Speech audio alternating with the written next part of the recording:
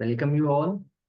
Government एस्टिमेशनच्या lecture सिरीजमध्ये आपण आता नेक्स्ट पार्टकडे वळत आहोत, ज्याच्यामध्ये आपल्याला मेजरमेंट शीट तर आपण बनवलेली आहे. त्याच्यावरून आपल्याला आता ॲबस्ट्रॅक्ट शीट बनवायचे आहे. ह्या मेजरमेंट शीटमध्ये आलेल्या क्वांटिटीज आपल्याला ॲबस्ट्रॅक्ट शीटमध्ये लिंक करून घ्यायची आहेत. त्यासाठी सर्वात प्रथम मी इथं मेजरमेंट ॲबस्ट्रॅक्ट शीट ॲड करून घेतो. ABS ज्याला आपण शॉर्ट फॉर्म देतो. ॲबस्ट्रॅक्ट शीटमध्ये ॲबस्ट्रॅक्ट शीटचा जर आपण फॉर्मॅट कॉपी करायचा झाला, आपल्याला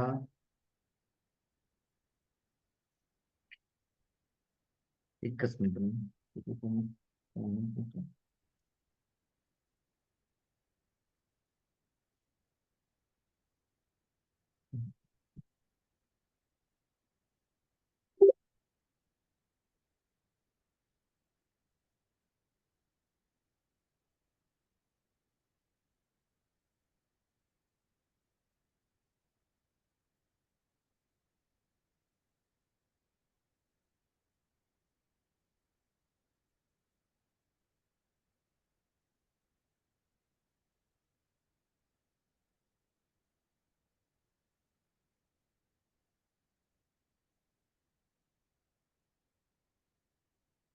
ओके, तर मी थोडासा आपला टाइम वाचावा यासाठी मी काय केलेलं आहे, ॲबस्ट्रॅक्ट शीटचा फॉर्मॅट असा कॉपी करून घेतलेला आहे.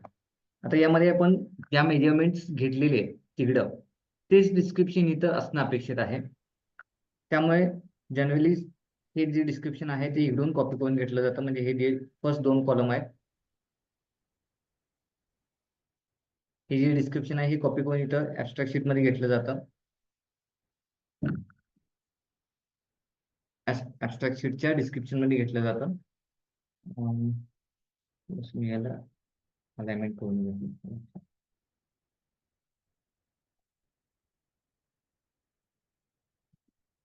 तेव्हा आपण असं एका कॉलम मध्ये डिस्क्रिप्शन देतो, तेव्हा असे बरेचसे प्रॉब्लेम येतात जे त्याच्यामुळे आपल्याला मोठी होते ॲबस्ट्रॅक्ट शीट आपली मेजरमेंट शीट द्यायचं. हे सुद्धा टायटल मी काय करतो, लिंक करून घेतो.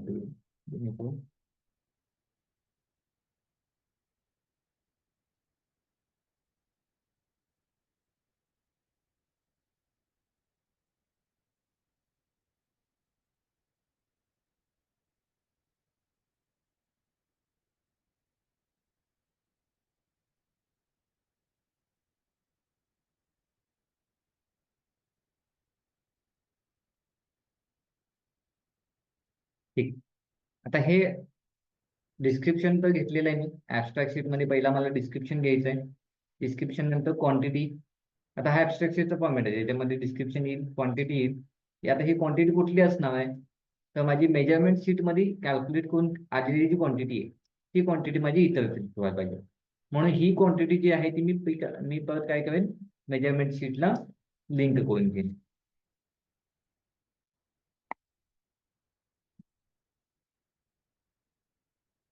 आता हा रेट कुठून आला, कोण सांगू शकेल हा रेट कुठून आला?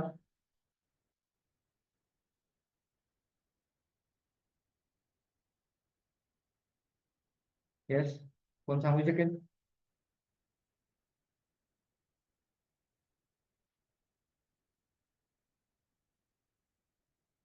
एस एस आर मध्ये तेवढं क्वांटिटी आहे, त्याच्या हिशोबाने ते रेट कॅल्क्युलेट होऊन आलेलं आहे. SSR मध्ये जे मतलब पर क्युबिक मीटरचे जे रेट आहेत त्याच्या हिशोबाने. आहेचे आले का? SSR मधले जसे रेट आहेत तसे आहेचे आले?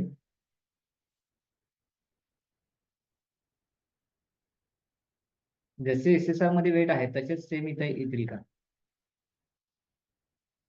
वेडिंग पोस्ट आयटम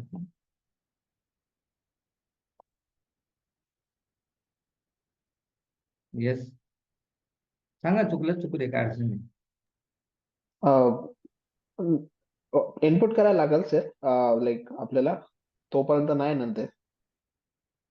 काय म्हणजे आपल्याला टाकायला लागतील ते SSR मधून.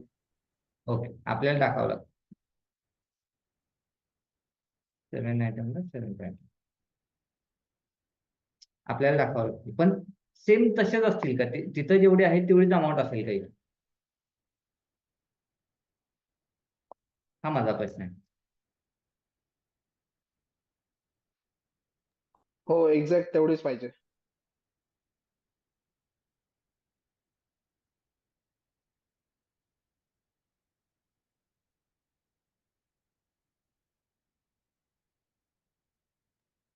आपल्या क्वांटिटीनुसार असेल ना सर? हा, तो जो वेट आहे तो पर युनिट वेट आहे. ठीक आहे, हा, आपल्या क्वांटिटीनुसारचा रेट असेल. अमाऊंट आता इथे आपल्या क्वांटिटीनुसार असेल ना? आपल्या क्वांटिटीनुसार सुद्धा येईल, पण हा वेट जो आहे तो पर युनिट आहे. म्हणजे 1 मीटर क्यूब साठीचा, 1 मीटर स्क्वेअर साठीचा, 1 नगासाठीचा. ठीक आहे, तर हे युनिट वाईज आहे. मग SSR मध्ये जो वेट दिलेला आहे तो वेट आणि ती अमाऊंट आणि ही अमाऊंट तुमची सेम नसणार आहे, हे पहिला समजून घ्या. कारण का, हा जो वेट आहे हा तुमचा आफ्टर वेट अनालिसिस केल्यानंतरचा आहे. SSR मधले वेट कसे होते? बेसिक वेट होते, बरोबर. फक्त त्यामध्ये labour, material, contractors profit, overhead charges इतकंच होतं. आणि लेबर सेस होता त्यामध्ये ऍड केलेला. हे सोडून बाकी काय होतं का? पण ते सोडून सुद्धा बरेचसे जे काय कॉस्टिंग आहे ते आपल्याला कन्सिडर करावं लागतं कन्स्ट्रक्शन मध्ये. जसं की ट्रान्सपोर्टेशनचा खर्च असेल, बरोबर, ज्याला आपण लीड चार्जेस म्हणतोय, जे आपण लीड चार्ट मध्ये बघितले स्टेटमेंट C1 मध्ये. मग तो अमाऊंट इथं आला पाहिजे, ती अमाऊंट इथं ऍड झाली पाहिजे त्या मटेरियलच्या आयटम मध्ये. त्यानंतर तुमचे इतरही काही जसे चार्जेस आहेत की स्पेसिफिक एरिया इन्क्रीज, हा सुद्धा तुम्ही कुठं ऍड केलेला नाही आहे त्या बेसिक वेट मध्ये, तो ऍड केला गेला पाहिजे, बरोबर. मग हे सगळे ऍड करून झाल्यानंतर तुमची ही अमाऊंट आणि तुमच्या SSR मधली अमाऊंट ही सेम नसणार आहे, हे तुम्ही पहिलं लक्षात घ्या. मग ही अमाऊंट काढायची कशी? तर ही अमाऊंट काढायसाठी आपल्याला करावं लागतं वेट अनालिसिस, बरोबर, जे मी इथं तुम्हाला स्टेजेस मध्ये सांगितलंय. मेजरमेंट शीट झाली, मेजरमेंट शीट नंतर ऍबस्ट्रॅक्ट शीट. पण ऍबस्ट्रॅक्ट शीट मध्ये फक्त क्वांटिटी झाल्या. क्वांटिटी नंतर आपल्याला ज्याच्यामध्ये वेट मल्टिप्लाय करायचा आहे तो वेट काढायसाठी आपल्याला पहिला वेट अनालिसिस करावं लागेल. पण वेट अनालिसिस करण्यासाठी अजून एक गोष्ट महत्वाची आहे, ती म्हणजे लीड चार्जेस. मग लीड चार्जेस आधी कॅल्क्युलेट करावं लागतील. म्हणजे ऍबस्ट्रॅक्ट शीट नंतर आपलं डायरेक्ट जम्पिंग होईल ते म्हणजे लीड चार्जेस वरती, बरोबर. किंवा फर्स्ट स्टेजेस मध्ये तुम्ही हे सगळं प्रिपरेशन करून घेतलं असेल, lead charges, weight analysis, no issue, चांगली गोष्ट आहे. तुम्ही मग direct measurement sheet, abstract sheet सलग बनवू शकता. ठीक आहे, म्हणजे ऍबस्ट्रॅक्ट शीट. बरं, आता मला सांगा ऍबस्ट्रॅक्ट शीटचा उपयोग काय असतोय? बेसिक क्वेश्चन विचारतो मी, पण तुम्ही तुमच्या कन्सेप्ट क्लिअर व्हाव्यात ही माझी अपेक्षा आहे. ऍबस्ट्रॅक्ट शीटचा उपयोग काय असतोय?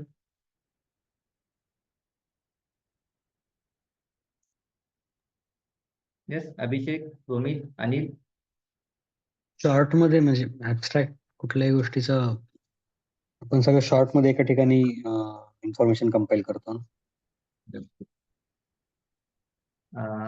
ठीक आहे, तो अर्थ त्याचा बरोबर आहे, चांगली गोष्ट. म्हणजे तुम्ही ऍबस्ट्रॅक्ट हे तुम्ही कदाचित ह्याच्या पुस्तकांच्या बाबतीत ऍबस्ट्रॅक्ट असेल, समरी म्हणतात त्याला, ऍबस्ट्रॅक्ट म्हणतात, शॉर्ट इंट्रोडक्शन. रिसर्च पेपर वाचत असेल ऍबस्ट्रॅक्ट असतो, रिसर्च पेपर मधलाच शब्द तुम्ही कदाचित ऐकला असेल तो ऍबस्ट्रॅक्ट, येस. बरोबर. पण इथं ऍबस्ट्रॅक्टचा उपयोग हा दुसरा आहे. ऍबस्ट्रॅक्ट शीटचा उपयोग इथं आपल्या कामासाठी, प्रत्येक आयटमसाठी येणारे खर्च काढण्यासाठी. एक्सकॅव्हेशनचा खर्च किती आला, सप्लाय मटेरियलचा किती आला, त्यानंतर सप्लाईंग हार्डमोमचा किती आला, स्प्रेडिंग हार्डमोमचा किती आला, म्हणजे प्रत्येक आयटम वाईज तुमचा खर्च इथं निघतोय. आणि या सगळ्याची टोटल जेव्हा तुम्ही करताय तेव्हा मग तुम्हाला टोटल कामाचा कन्स्ट्रक्शन कॉस्ट निघते. कन्स्ट्रक्शन कॉस्ट मध्ये मी टोटल कॉस्ट ही वेगळी आहे, टोटल प्रोजेक्ट कॉस्ट वेगळी असते, कन्स्ट्रक्शन कॉस्ट वेगळी आली. आणि कन्स्ट्रक्शन कॉस्ट वरती तुमच्या परत GST लागतो, इन्शुरन्स लागतो, रॉयल्टी ऍड होते, जी आपल्याला रिकॅप शीट मध्ये भेटणार आहे. आणि त्या सगळ्याची टोटल मग परत आपली इस्टिमेटेड कॉस्ट आली. ही सगळी आपल्या ऍक्च्युअल कन्स्ट्रक्शन करण्यासाठी लागणारी कॉस्ट आहे. ठीक आहे. मग त्याच्यासाठी आपल्याला लागतील ते म्हणजे प्रत्येक आयटमचे वेट, आणि वेट काढण्यासाठी आपल्याला लागेल लीड चार्ट. ठीक आहे. आता आपण काय करू, पहिला लीड चार्ट बनवून घेऊ.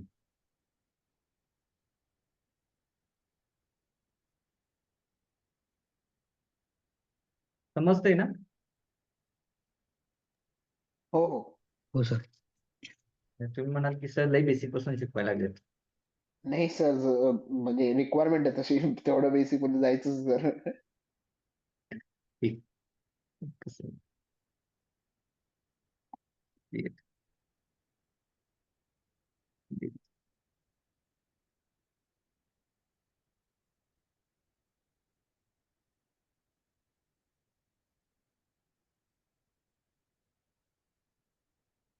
आता हा लीड चार्ट आहे. ठीक आहे. हा लीड चार्टचा फॉर्मॅट आहे. त्या लीड चार्टच्या फॉर्मॅटमध्ये इथं जे मटेरियलची लिस्ट बघितली आहे तुम्ही, आणि ऍक्च्युअल आपल्या स्टेटमेंट C1 मध्ये मटेरियलची लिस्ट बघितला तर ती वेगळी आहे. कारण का, इथं आपण तेच मटेरियल कन्सिडर करतोय किंवा तेच मटेरियल ऍड करतोय जे मटेरियल आपले बाहेरून येणार आहेत आणि आपल्या कामासाठी गरजेचे आहेत. आता आपल्या कामामध्ये कुठले कुठले आयटम आहेत? आपल्या कामामध्ये कुठले कुठले आयटम आहेत? एक्सकॅव्हेशन साठी कुठलं मटेरियल आणावं लागतंय का? नाही लागत. त्यामध्ये कुठला आयटम येणार नाही. सप्लाय ऑफ बोल्डर्स किंवा सप्लाय ऑफ ATMM मेटल, तो बाहेरून येणार आहे मटेरियल आपला, आणि तो स्टेटमेंट C1 मध्ये सुद्धा आहे. मग तो एक आयटम येईल. सप्लाय ऑफ मूव्ह येईल, ATMM मेटल येईल, ATMM मेटल मूव्ह मला. त्यानंतर तुमचा कॉन्क्रीट, ठीक आहे, M10 ग्रेड कॉन्क्रीट. आता M10 ग्रेडचं कॉन्क्रीट आहे. मग इथं कॉन्क्रीट न घेता मी काय घेतलंय, सॅन्ड, सिमेंट आणि 40 mm मेटल घेतले. मग असं काय घेतलं मी ना, कोण सांगू शकेल?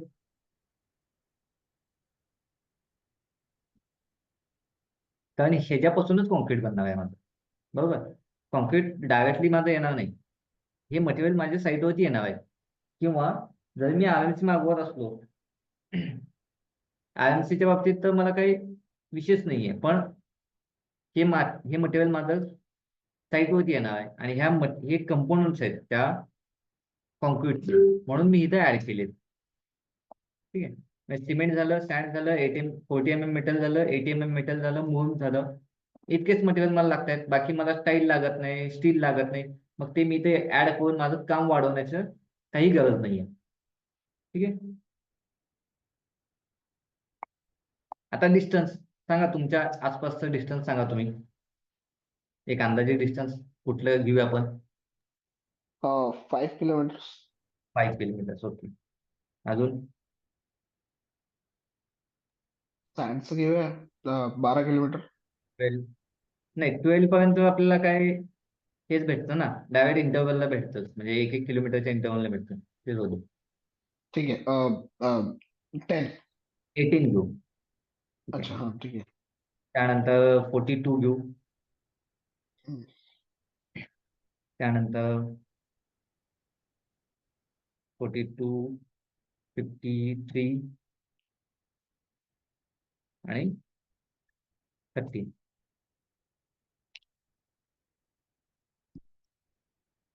30.5. ठीक आहे. आता मला लागेल SSRचा लीड्स. आता हे मी अशी वॅरिंग का घेतले, ऍक्च्युली एवढे नसतात. ठीक आहे. ऍक्च्युली एवढे डिस्टन्स शक्यतो नसतात. जनरल जवळजवळच्याच आपण खाली कन्सिडर करतो. पण हे इंटरव्हल आहेत ना, 1 ते 5, 1 ते 10, तुमचं एक किलोमीटरच्या इंटरव्हल असतं. मग ते कसं घ्यायचं हे तुम्हाला समजावं म्हणून मी 5 घेतलं. त्यानंतर तुमचं 10 ते 15, 15 ते 20 असे 5-5चे इंटरव्हल असतात. तुम्हाला 18च्या मधलं एक घेतलं. 40च्या पुढे तुमचं कसं आहे, परत 5-5चे इंटरव्हल नाही. 50च्या पुढे 10-10चे इंटरव्हल नाही. म्हणून मी अशी वॅरिंग घेतली.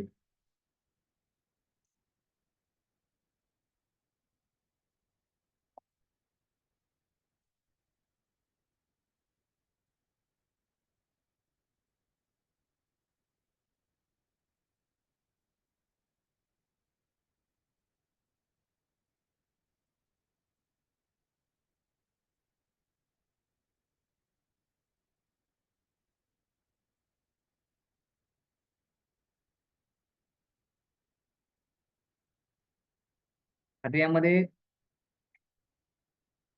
मटेरियल इथे मी काय केले, माझ्या सोयीसाठी मी मॅन्युअल आणि मशीन असं सुद्धा ऍड पॉईंट केलेलं आहे, जेणेकरून मला हे सिमेंट शोधायचं आहे तर मी मॅन्युअल स्टेटमेंट मध्ये शोधेन. Cement with manual loading statement C1 cement. Okay. आता त्याचं किती आहे, 5 किलोमीटर. 5 किलोमीटरचं माझ्याकडे डायरेक्टली इथं त्यांनी दिलेलं आहे. जनरल असं लाईन ड्रॉ करून ठेवा, म्हणजे तुम्हाला सहजासहजी लगेच भेटेल. 5 किलोमीटर 5 किलोमीटर तुम्हाला डायरेक्टली भेटतंय. त्याच्यामुळे मी काय करेन, या ISC इथून कॉपी करेन, Ctrl+C.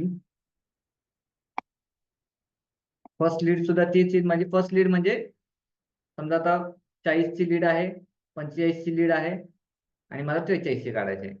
तर मग मी काय करेन, फर्स्ट लीड माझी 40ची येईल, सेकंड लीड माझी 45ची लीड आणि इनिशियल लीड जी 0 असेल, कॉन्स्टंटली 0च ठेवायची असतील, आणि नेट लीड जी येईल ती मी कॅल्क्युलेशन प्रमाणे काढू. आता ते कसे काढायचे मी दाखवेन आणि त्यानंतर एक तुम्ही काढा.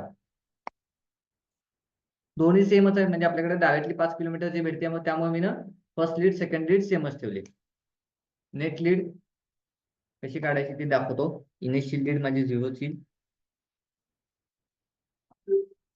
इज इक्वल टू ब्रॅकेट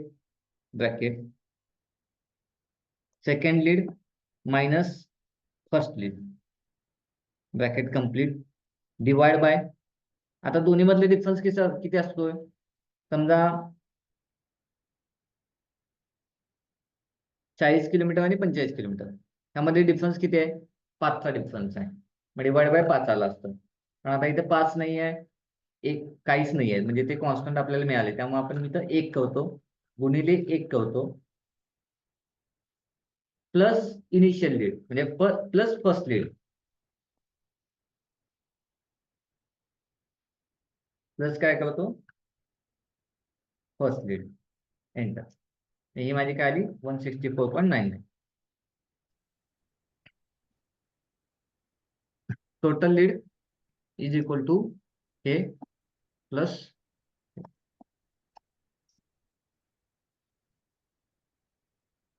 ठीक आहे.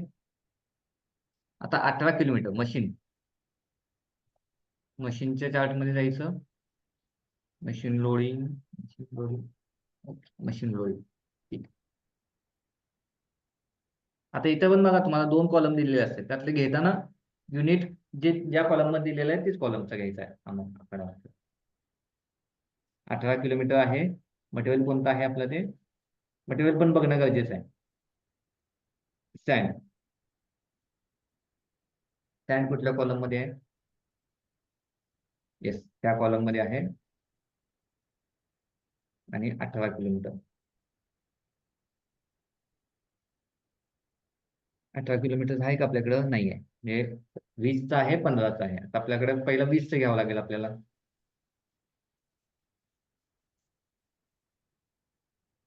$410.55.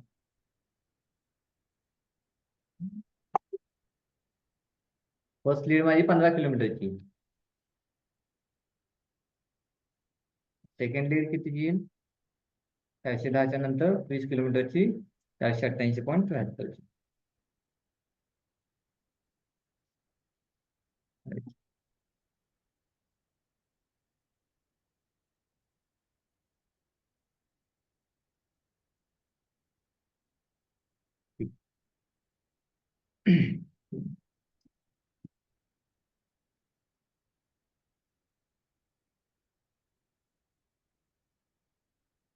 मॅडम फर्स्ट लीड आहे 40 किलोमीटरची 410.55.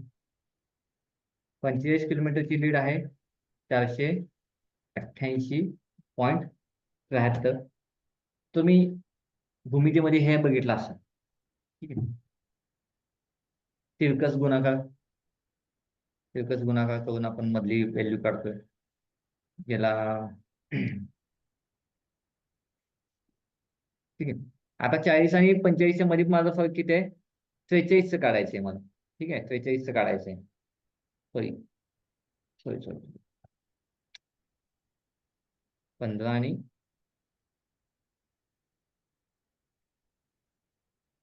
18चं काढायचं, 15चं 20 आहे. 15चं आहे, 20चं आहे, 18चं माझ्याकडे काढायचं आहे. मग कसं येईल हे? यासाठी सूत्र काय आहे? जसं मी मला सांगितलं तुम्हाला, is equal to bracket initial lead, sorry second lead minus first lead, म्हणजे 488.55 वजा 410 पॉईंट 73 वजा 410.55, 55. म्हणजे या दोन्ही मधला डिफरन्स आला. किती येईल तो? जवळपास 488, म्हणजे 78 रुपये हा दोन्ही मधला. 5 किलोमीटर बाहेर पुढे जाण्यासाठी 78 रुपये माझे लागतात. मग 1 किलोमीटरसाठी किती लागतील हे काढायचं आहे मला. म्हणून मी काय केलं, भागिले 5 Divided by 5. गुणिले 3 किलोमीटर जायचंय. 3 किलोमीटर साठी किती राहील, किती लागेल? Into 3. 3. म्हणजे मला 15च्या पुढं 3 किलोमीटर साठीच मिळालं, पण मला ऍक्च्युली काढायचंय किती? 18चं. मग हे 3 किलोमीटरचं प्लस 15 किलोमीटरचं दोन्ही ऍड करेल. म्हणून मी प्लस काय करेन, 15 किलोमीटरची जी आहे value, control C, control V, ही माझी व्हॅल्यू किती येईल ही?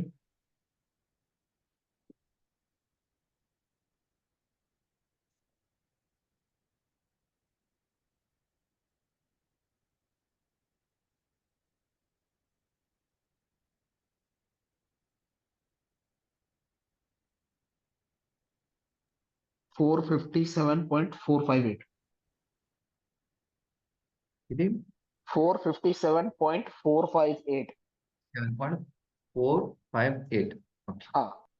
तर तेवढेच आपली इथे इथे का बघू.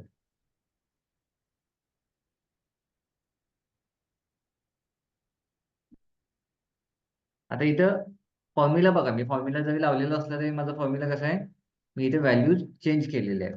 आता इथं डिवाइड बाय 5 करावं लागेल, इंटू 1 करावं लागेल, तेव्हा माझी ती व्हॅल्यू येईल. 426.186 येते. असं काय, हा इंटू 1 केले ना मी. Into 3 होईल ना ते. 457.458. करेक्ट.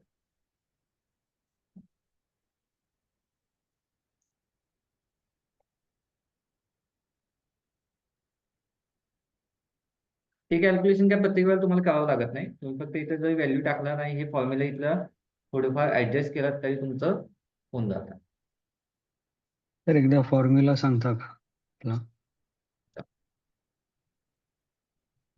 इथे आहे बघा, तुमची initial lead, sorry second lead minus first lead, okay. Second lead minus first lead divide by तुमचा डिस्टन्स मधला डिफरन्स. 15 आणि 20 आहे, तर 20 हा. ठीक आहे. आणि फर्स्ट जे लीड आहे, फर्स्ट लीड आहे, त्यापासून किती किलोमीटर पुढे जायचं आहे? 15 किलोमीटर पासून किती? 3 किलोमीटर जायचं आहे, तर इथे 3 येईल तुमचं. ओके. आणि प्लस तुमचं मग परत इनिशियल फर्स्ट लीड येईल. येस.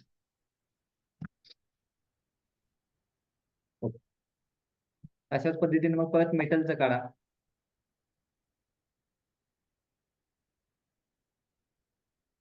आता मेटल म्हणजे कुठलं येईल तुमचं? खडी काढताय ना तुम्ही, खडी काढताय म्हटल्यानंतर हे तुमचं बिलो 40 mm येणार. आता हे अबाव 40 mm आहे, हे बिलो 40 mm. काढा बघू हे किती होते, किती किलोमीटर आहे ते? 42 आहे ना? 42. हा. 40 किलोमीटर.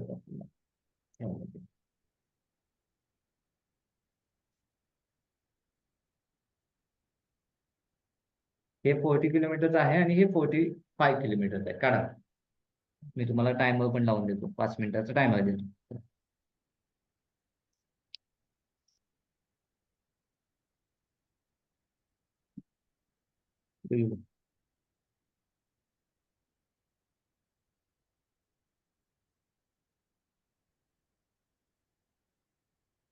यात लक्ष थोडंसं द्यावं.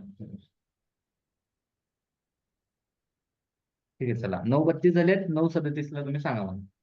एवढा वेळ नाही लागणार तुम्हाला. पटकन काढू शकता.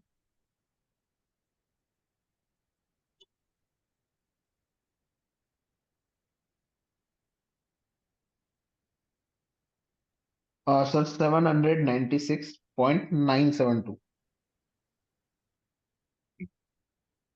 अभिषेक मी आणि अगोदरच कॅल्क्युलेशन करत होतो. मी साइड बाय साइड बनवतोय त्यामुळे.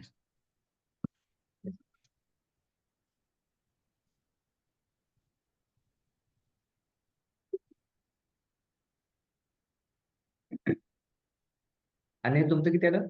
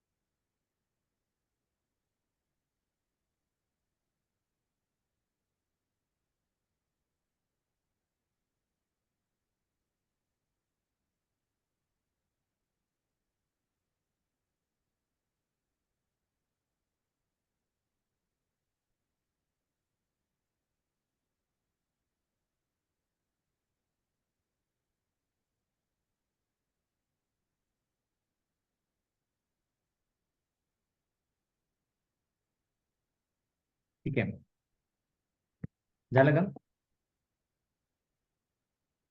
येस, पुन्हा पुन्हा काय काय आन्सर आले? किती होते? सर माझं आलं 796.972. फर्स्ट किती? 7 767.42. सेकंड. दुसरी 841.30.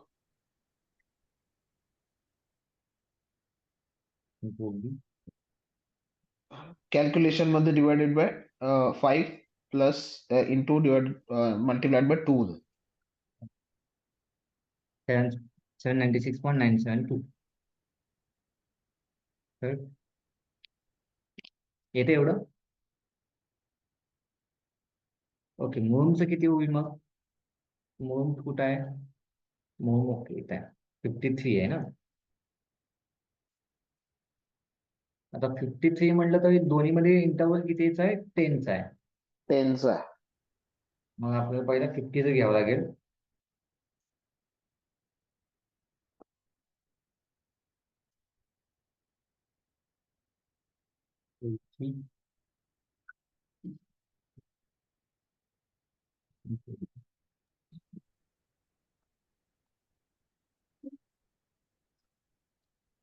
आहे 57.6.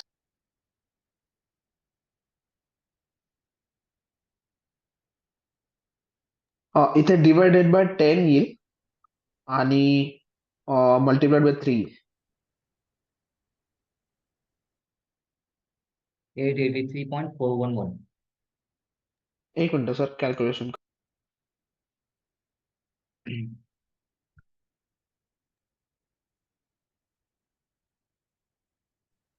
80 mm metal, 80 mm stone. Sir मला ते थर्ड मटेरियल जे आहे ना त्याच्या व्हॅल्यूज आपण कुठून घेतले ते थोडं सांगता का? कोणतं? मेटल मेटल थर्ड मटेरियल मेटलच आहे ना आपलं? आता इथं मेटल म्हणजे आपले ऍग्रिगेट ना. इथं हां, आपण मेटलला ऍग्रिगेट म्हणतोय. ठीक आहे. ओके. ऍग्रिगेट ही आपल्या जनरली 25 mm, 30 mm, 20 mm अशा असतात. मग हे स्टोन बिलो 40 mm मध्ये येईल. ठीक आहे. ओके. आणि अबाव 40 mm मध्ये काय येईल आपलं, तर 80 mm मेटलचा जो बोल्डर आहे मोठा छोटा 80 हां, तो अबाव 40 mm आहे म्हणून तो अबाव 40 mm मधनं सुद्धा घेऊ शकता, किंवा तो एक्सकॅव्हेटेड रॉक सुद्धा आहे. हां. तर तो एक्सकॅव्हेटेड रॉक घेऊ शकता. म्हणजे तुमच्याकडे दोन्ही चॉईसेस आहेत. आता मग ही कन्सिडर करत असताना कुठलं कन्सिडर करायचं? जर तुम्ही गव्हर्नमेंटच्या बाजूने विचार करत असाल तर दोन्ही प्राइस कम्पेअर करायचं. आता इथं जर बघितला तुम्ही ओके. तेवढ्याच ड्युरेशन डिस्टन्ससाठी इथं 177 आहे, इथं 227 आहे. म्हणजे 50 हं, राइट. 257 आहे, इथं 203 आहे. ऍज अ कॉन्ट्रॅक्ट हां, मला जास्त पैसे मिळणं कधी पण फायद्याचंच आहे. आणि ऍज अ हो.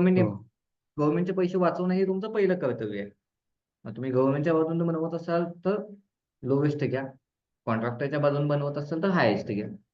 तुमची चॉईस आहे. Okay, okay.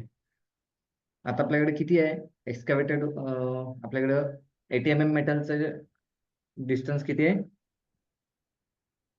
13.5 आहे. आपल्याला काय करावं लागेल पहिला,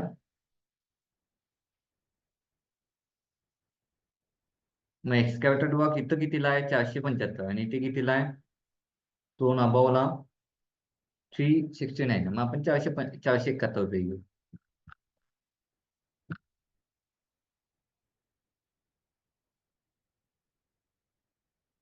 इनिशियल लीड माझी 471 होईल, सेकंड लीड माझी काय होईल? 486 रुपये होईल.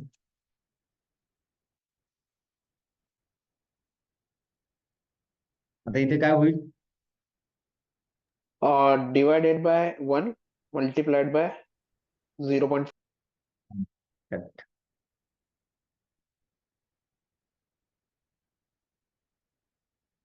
आता कुठल्या पण लीड चार्जेस जे आहेत त्या चेक कशा करायच्या की आपल्या आलेल्या बरोबर आहेत का नाही? तर जेव्हा तुमचं मध्ये असते बरोबर, तेव्हा तुम्हाला कळतं की बाबा आता हे बघा 50 आणि 55 आहे, किंवा 50 आणि 60 ह्याच्या 25% अबाव आहे. तर इथं ह्याच्यापेक्षा ह्या डिफरन्सचं 25% आलं पाहिजे. हे मध्ये आहे तर ह्याच्या दोन्हीच्या सेंटरला जवळपास.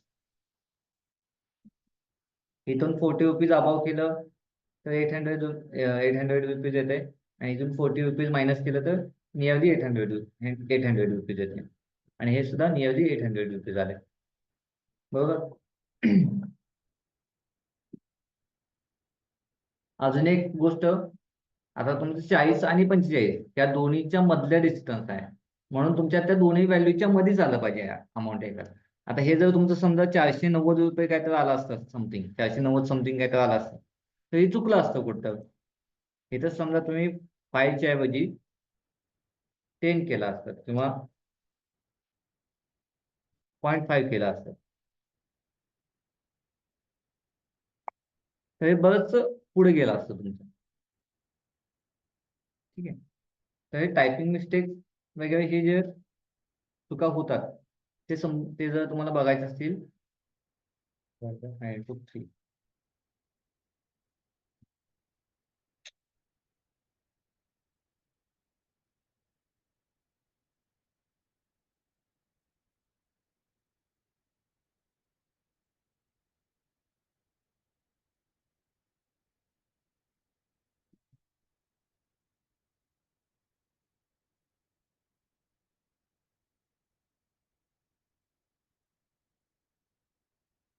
तर त्या दोन्ही व्हॅल्यू कम्पेअर करायच्या, दोन्ही व्हॅल्यूच्या मध्ये तुमची व्हॅल्यू आली पाहिजे. मग ह्या लीड चार्जेस मध्ये आलेल्या व्हॅल्यू तुम्हाला आता वेट अनालिसिस मध्ये उपयोगाला येणार आहे. समजते हे? हो सर. हो. वेट अनालिसिस आपण बघूया मग. वेट अनालिसिसचा सुद्धा एक सेट फॉर्मॅट असतो, मी तुम्हाला दाखवतो. हे सगळे फॉर्मॅट जे आहेत, आता तुम्ही म्हणत असाल की सर तुम्ही इथून कॉपी काय करताय, कारण हेच फॉर्मॅट तुमचे कॉमन असणार आहे. त्यामुळे तुम्हाला प्रत्येक वेळेला टाईप करण्याची किंवा प्रत्येक वेळेला तुम्हाला ते नव्यानं बनवण्याची काहीच गरज नाहीये.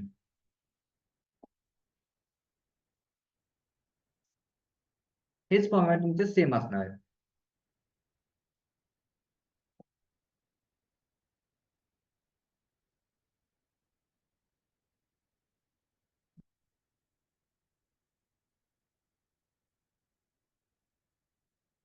काही फार प्रमाणात म्हणजे समजा डिस्ट्रिक्ट वाईज किंवा एरिया वाईज चेंज होऊ शकतं. म्हणजे कोल्हापूरचा फॉर्मॅट पुण्यामध्ये थोडाफार बदलेल, पण त्याचा पर्पज आणि त्याचं फंक्शन जे आहे ते सेमच राहतं.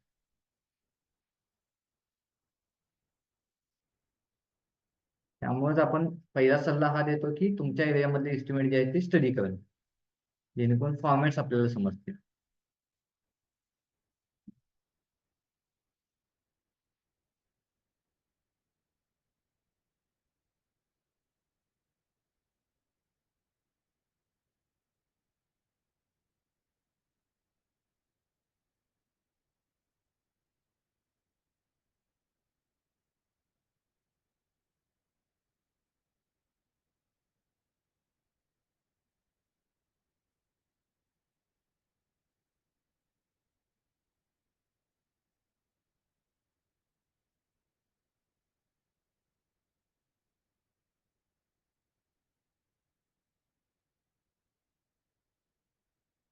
ठीक.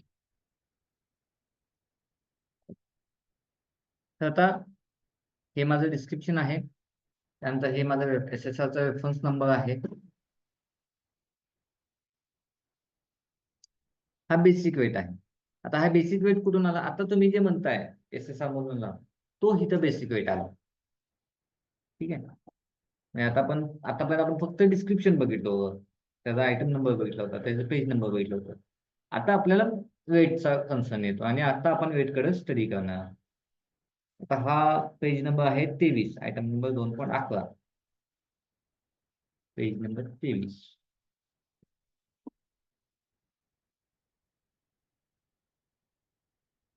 2.11.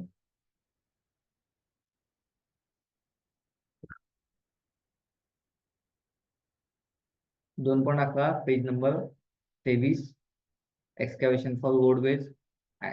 त्याचा वेट आहे 119 रुपये. आता इथे घेताना कुठला वेट घ्यायचा आहे, आता आपण काम जसं करावलंय, काम कुठलं करावलंय, आपण विथ मटेरियल काम करावं लागलंय. फक्त लेबर सप्लायचं काम करावलंय का, नाही, विथ मटेरियल काम करावं लागलंय. गव्हर्नमेंट ना फक्त पैसा पुरवायचा आहे, गव्हर्नमेंट आपल्याला मटेरियल पुरवणार नाहीये. मटेरियल आपणच आणायचं आहे, लेबर आपणच आणायचे आणि काम पण आपणच करायचं आहे. मग आपल्याला कम्प्लीट वेट घ्यावं लागेल. जर समजा सगळ्याचं सगळं मटेरियल हे गव्हर्नमेंट पुरवणार असतं, तर आपण मग लेबरचा वेट घेतला असता. ठीक आहे. आपण कम्प्लीट वेट घेतोय 119 रुपये, तो इथं टाकला. मग आता जसं मी तुम्हाला SSRच्या नोट्स वाचताना सांगितलं होतं, SSRच्या नोट्समध्ये असं दिलं होतं की तुम्हाला त्या कम्प्लीट वेटमध्ये लेबर सेस पण असतो, कॉन्ट्रॅक्टर्स प्रॉफिट पण असतं, ओव्हरहेड चार्जेस पण असतात. ठीक आहे. आता स्पेसिफिक एरिया इन्क्रीज व्हायला लागला, म्हणजे समजा तुमचं वर्क आहे ते सीवर कंडिशन्समध्ये आहे, हिली एरियामध्ये आहे, तर तिथे कॉन्ट्रॅक्टरचा प्रॉफिट सुद्धा त्या पर्सेंटेजमध्ये वाढायला पाहिजे. म्हणून त्यामुळे आपण कॉन्ट्रॅक्टरचा प्रॉफिट काय बाहेर काढत नाही. ओव्हरहेड सुद्धा तशा पद्धतीने वाढणार, त्यामुळे ते सुद्धा आपण काय बाहेर काढत नाही. पण लेबर सेस जो आहे, नियमाप्रमाणे लेबर सेसवरती कुठल्याही पद्धतीचं इन्क्रीज द्यायचं नाहीये, बरोबर. म्हणून आपण काय करतोय, हा लेबर सेस पहिला त्या बेसिक वेट मधून बाहेर काढून घेतोय. तो किती असतो, 1%, 2%, जसं तुमचे फॉर्मॅट आहेत, जसं तुमचे नियम आहेत तुमच्या झेडपीचे, PWDचे तसे. आपण इथे स्टँडर्ड 1% पकडतोय. मग 1% लेबर सेस जो आहे तो बाहेर काढायचा. मग तो कसा काढायचा, तर ह्याच्या 1%, इथं जो फॉर्म्युला लावलाय बघा मी, ह्याच्या 1%. ठीक आहे. 1% लेबर सेस बाहेर काढला.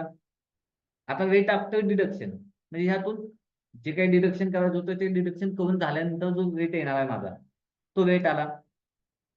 मग तो वेट कसा येईल, बेसिक वेट मायनस माझं जे काही डिडक्शन असेल 1% डिडक्शन आहे लेबर सेसचं. आता इथं फक्त लेबर सेस आहे म्हणून लेबर सेसचं डिडक्शन करतोय.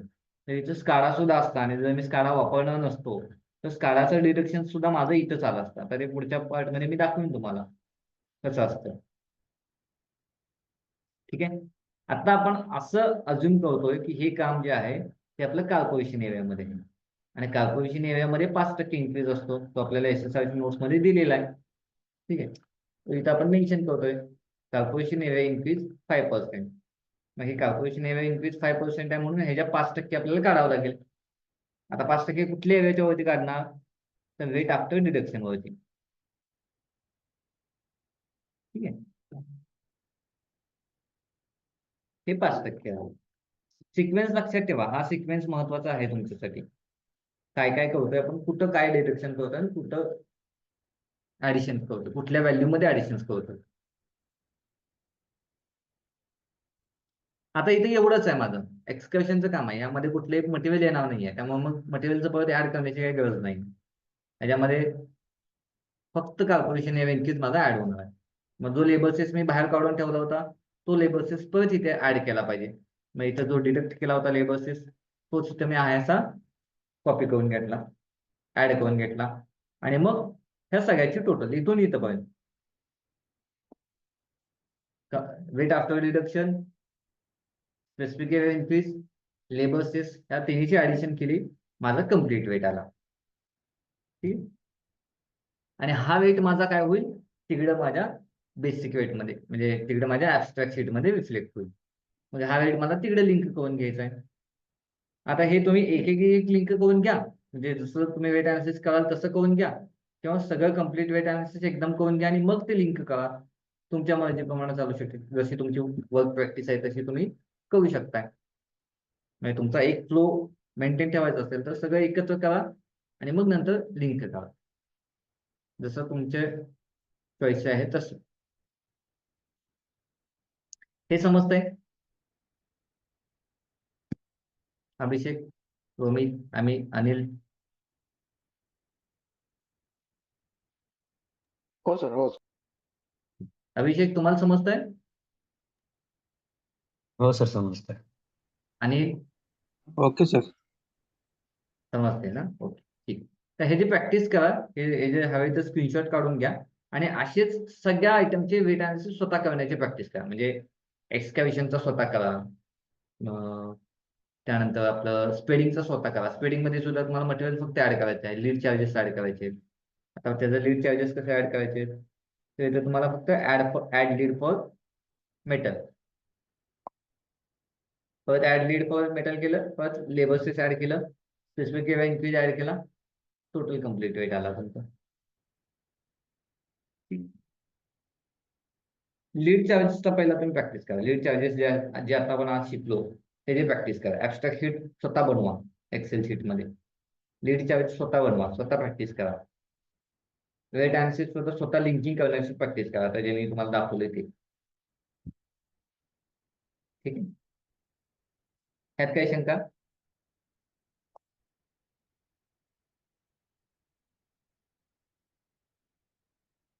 नाही. नो. आता पण झालेल्या पार्ट मध्ये काही शंका?